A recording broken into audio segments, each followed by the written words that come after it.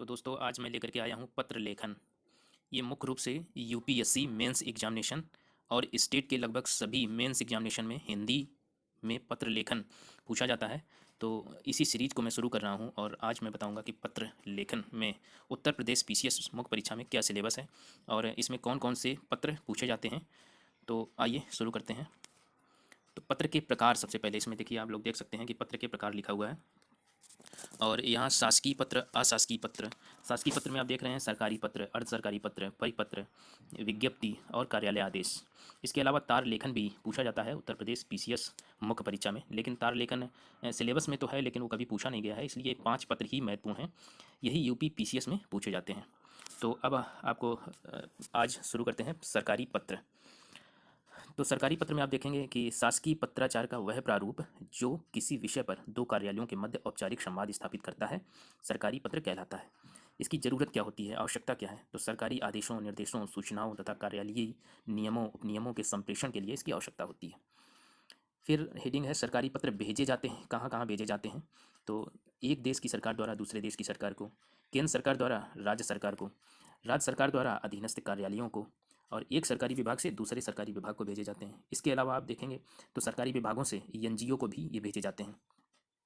तो शासकीय पत्र के अंतर्गत हम लोगों ने आज पहला पत्र देखा, सरकारी पत्र, जिसमें हमने डेफिनेशन देखी, उसकी ज़रूरत क्या है यानी आवश्यकता क्या है वो देखा।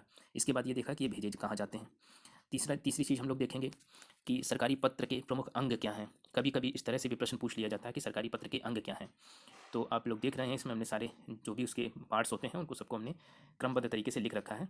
तो पहला है पत्र संख्या, फिर है प्रेषक, इसके बाद प्रेषिती, इसके बाद अनुभाग, दिनांक व स्थान, विषय, अति संक्षिप्त रूप में, संबोधन, संबोधन में महोदय का प्रयोग किया जाता है सरकारी पत्र लेखन में। इसके बाद मुख्य भाग है यानी विषय का विवरण, पत्रांत व्यवहारिकता जैसे भवदीय, फिर है संलग्नक और प्रश्नांकन।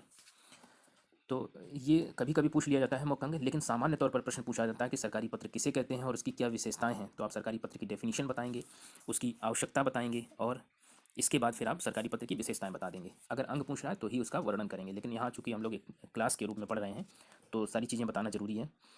तो सरकारी पत्र की विशेषताएं देख लेते हैं। क्या है पहली विशेषता? देखिए, सरकारी पत्र नितांत औपचारिक होते हैं।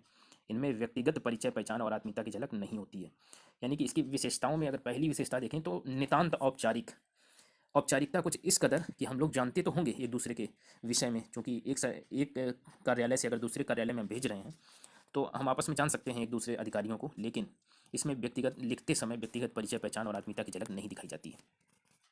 दूसरा आप देखें तो इसमें राजभाषा का प्रयोग किया जाता है। यानी कि जब आप इस पत्र को लिखेंगे तो घर की भाषा नहीं लिखेंगे, क्या लिखेंगे? राजभाषा वाली शब्दावली इसमें डालेंगे। तीसरा पॉइंट है सरकारी पत्र सदैव अन्य पुरुष में लिखे जाते हैं। इसमें जैसे मैं, हम, ये सब शब्दों का प्रयोग नहीं होगा। क्या होगा?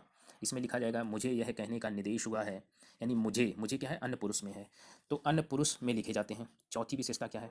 सरकारी पत्र संक्षिप्त व संतुलित होते हैं। इनमें शब्दों का नपा तुला प्रयोग होता है, यानी कि अनवांटेड चीज़ें, अनवांटेड बातें नहीं लिखी जाती हैं इसमें। और पांचवा पॉइंट है इसमें सामान्यतः पृष्ठांकन का प्रयोग किया जाता है। तो पृष्ठांकन का मतलब अभी जब हम प्रारूप देखेंगे, इसका उदाहरण देखेंगे तो उसमें देखेंगे कहाँ पर पृष्ठांकन है और कैसे उसका प्रयोग किया जाता है। तो वीडियो बहुत लंबा ना हो इसलिए हम एक पार्ट में हमने ये कर लिया है कि सरकारी पत्र क्या है, उसकी विशेषताएं क्या हैं, उसके अंग कौन कौन से होते हैं, उसकी ज़रूरत क्या है, आवश्यकता क्या है, और वो कहाँ से कहाँ तक भेजे जाते हैं। अब इनमें से अगर प्रश्न पूछा जाता है तो निश्चित रूप से आप लोग लिख लेंगे। और कल के यानी कि अगले वीडियो में हम बताते हैं आपको कि सरकारी पत्र का प्रारूप क्या होता है और उसका उदाहरण क्या होता है। इस संदर्भ में हम अगले वीडियो में चर्चा करेंगे। तो नेक्स्ट वीडियो का इंतज़ार कीजिए, जल्दी हम उसको भी अपलोड करेंगे।